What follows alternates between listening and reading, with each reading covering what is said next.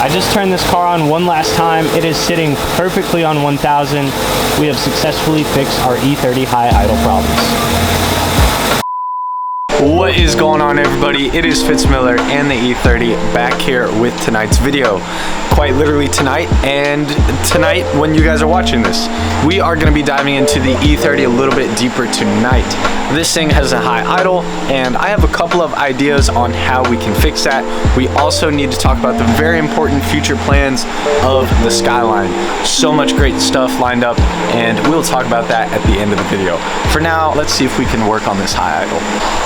I really need to fix this hood latch. It's just not bolted on, but just pry it against the door. Pry it against the door and the hood props. So we are first going to start with cleaning / replacing the IACV, the idle air control valve, which tells this car, hey, we should be at this idle, or yo, we got to cool this idle down a little bit. We're going to start by removing it here, this little black sensor. And I actually have another one here. This is off of an M30, I believe. It's very clean on the inside, both right there and on this side as well. So we're going to start by removing the sensor. Let's do it. The first step in replacing this sensor is unplugging the little electrical connection. We have to start by removing this little tab that is holding on the sensor, keeping it secured. We just need to pop this off here. This little metal piece, we gotta hang on to that. And then from there, we should be able to slide out the electrical connection, and from here, wiggle out our sensor from the hose. That was actually the fastest I've ever done anything on a car. Normally, this might be connected right here below the sensor, but mine was not.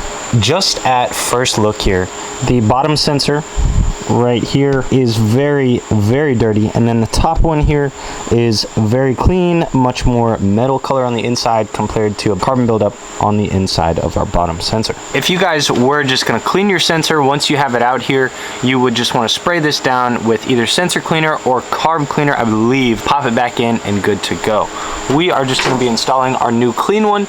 Reverse process of what we did. We're going to put the sensor back in the vacuum tubes, connect our electrical connection, and then from there we're going to put our little tab back, securing the sensor connection. The next thing we're going to be doing this evening is removing our air box to clean our mass airflow sensor. We're going to start by taking off the little connection. We have one of these little metal tabs to pop out first. Once we have that out, we can go ahead and unplug our sensor. Next, we're getting ready to take off the boot. We're going to loosen this little hose clamp, which should allow us to pull everything out. Now, once again, this car is missing some stuff here, so this might come out easier than most other cars. There is a little 10 mil right down here, and another one on this side as well. For you guys, there might be a third one. We're going to take off these two 10 mils.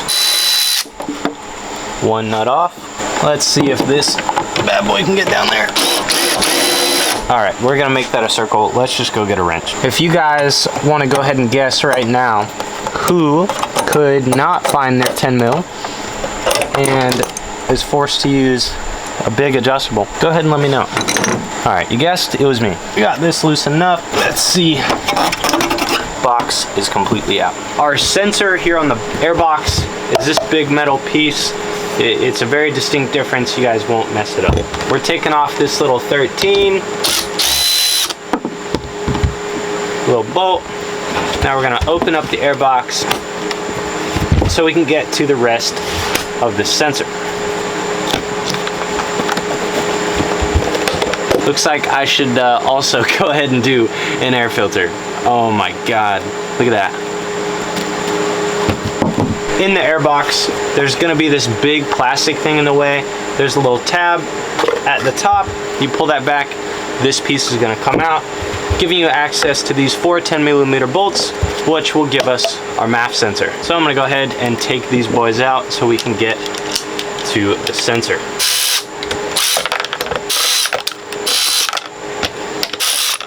NASCAR, all of the things. All right, and here we have our old dirty mass airflow sensor. You guys can see it's a little dirty in there. It's really not too bad. We are gonna go ahead and take our MAF cleaner and just spray this out, wipe it down, and let it dry. You guys can see all the dirty liquid dripping out of this thing. Go get a towel, wipe it down, and we'll be good. We'll put a little more of the MAF cleaner on the other side. Just be careful with this little piece here. This little door is gonna open. We're just gonna wipe all this down, make sure any gunk or residue is out of our MAF. I could replace this gasket. It looks fine, it's old, but we'll just go ahead and wipe it down as well. Now, everything I take off of the E30 is very dirty, so whenever I do stuff like this, I'm gonna just take, oh, okay, forget that happened. We're taking some engine degreaser, some cleaner, try to keep it away from the connections, and we're really gonna clean this thing up. None of this will help with the performance of how this MAF is gonna work. We already did the inside, but I just want the rest of this car to come out semi-clean in the future. So I'll get back to you guys when I get this thing where I want it. Our mass airflow sensor is now clean inside and out. Our sensor should work a lot better here. Pick up how much air is going through this thing into the car. Now that our mass airflow sensor is ready to go back in the car, we're gonna reassemble it in our airbox here, and then it is ready to go back in the car. Before all of this goes back into the car, we're gonna be cleaning our throttle body, which we'll get to here in just a minute. Position this the same way it was before. We are then gonna go reinstall all of our 10 millimeters here on the inside. We can just get these hand tight for now, and then we'll hit it with the ratchet in just a second.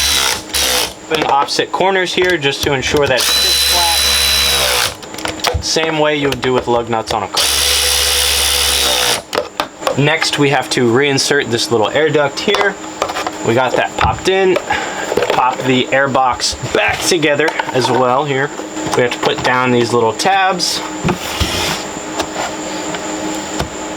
And then this last little 13 will actually go back on right now. Oh my, all right. She's good to go. It is now time to clean our throttle body. First things first, we gotta take off this little rubber elbow. We're gonna go ahead and take out the IACV once again. It literally just slides out of these two hoses. We'll set that out of the way next. We're gonna loosen this hose clamp right here, what should be one of the last few things to give us access to our throttle body. And we have our rubber elbow off. So this piece right here, this is called our throttle body. As you guys can see, throttle happens and this opens up, letting in more air. The outside of this is actually very clean. The inside has a little carbon buildup. We're just gonna repeat the same process with this as we did with our MAF sensor. Go ahead and coat it, and this time it's gonna be carburetor cleaner. It's up to you guys on how much you wanna use. This stuff is flammable, it's gonna burn out, we're gonna be just fine. After we've coated our throttle body here, we're gonna take our towel and or a toothbrush and really try to clean all this back of the little flap here as well, and as far into the manifold as we can go. Go ahead and take your time with this. This is important, and you wouldn't want to get this back together to have it almost run worse or the same as it did before. This can't hurt in any way. If your car is idling, this would definitely be something to try. Everything really I've tried tonight. I went ahead and cleaned up this boot like everything else that I'm going to touch on this car, and we're ready to put everything back together. With that on there nice and tight, we can go ahead and tighten down our hose clamp.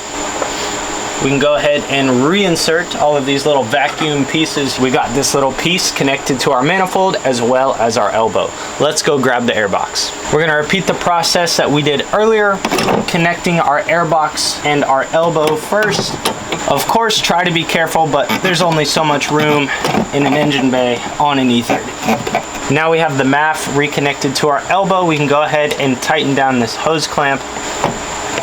With that tight, very carefully slide your box back into place. We're ready to tighten down our two 10 millimeters. Now we can go ahead and reinstall our IACV again. Lastly, we're gonna reconnect our MAF sensor as well as the little bracket that holds it. Okay, that's gone forever. That's connected, we'll be all right.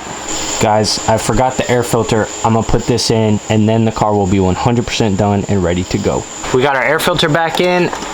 We can shut this box and we're good. She's good to go. Let's go ahead and start the E30 and see where our idle is at now, if it has changed. This car was pretty intermittent with it. Last time I started up, it did it and thought, you know what, I'm gonna just knock all that stuff out. So let's see what we got.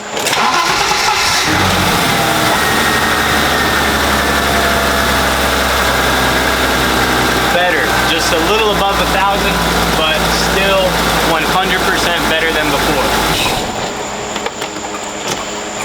I just turned this car on one last time. It is sitting perfectly on 1,000. We have successfully fixed our E30 high idle problems. All right, so I am absolutely just beat sauce after today. I got up early today. I've been active absolutely all day, and then after dinner came down to film tonight's video. So future plans for the R32, super excited. I have an appointment 2 weeks from now on the 25th to confirm, hopefully confirm, that my steering rack is dead. From that point, assuming it's dead, the rack causing the problem, I will take it out of the car. We're gonna send it to Koru Works in Georgia. They deal with a lot of rebuilding steering racks. They do it for big, high-level drift guys, anybody who needs a steering rack, if you pay them. And I think the turnaround time is like 2 weeks to a month. So the Skyline should be driving within 2 months. Within a month. The kit, the guys finally got back to me. I have 2 different options for a BN style kit. I'm not getting an authentic one. You guys can give me shit. I don't really care. I'm gonna run it on the ground, be kit low on 18s. Finally got back to me about the kit, which I can get. It's like 2-3 months on order. The sooner I order it, the better, but I just wanna make sure my rack is dead first, or I might just send it and order it. Once we do that, we're gonna get the kit on, get the new rack in. I'm gonna start the bodywork and stuff myself, try to learn that, give content for you guys. And then I think we're gonna have my buddy Paul paint it, just a respray of white, or just get the kit painted and have this thing ready for next spring, late winter is when it should be done officially. I wanna get this car perfect over the winter, go through everything, anything and everything actually that needs to be replaced to get this car to absolute perfection. That is the goal. After that, we're gonna continue with our E30 build as well as throughout the winter. And then springtime, late winter, we're also hopefully gonna pick up a drift car since I don't wanna slide the Skyline. I miss driving that thing so much. That is the plans for the future. I'm getting ready to shower, getting ready to go to sleep. I hope you guys have had a good day, and I hope you guys have a great rest of your night or your day. So thank you guys as always so much for watching. Be sure to subscribe, and let's get to 10K. This is my first official video, full-time YouTube. It's gonna be a blast, dude. I'm living my best life, and we're gonna record it. We're gonna grow here, and I'm gonna make a living, make a name for myself as well. So thank you guys so much. See you guys in the next one.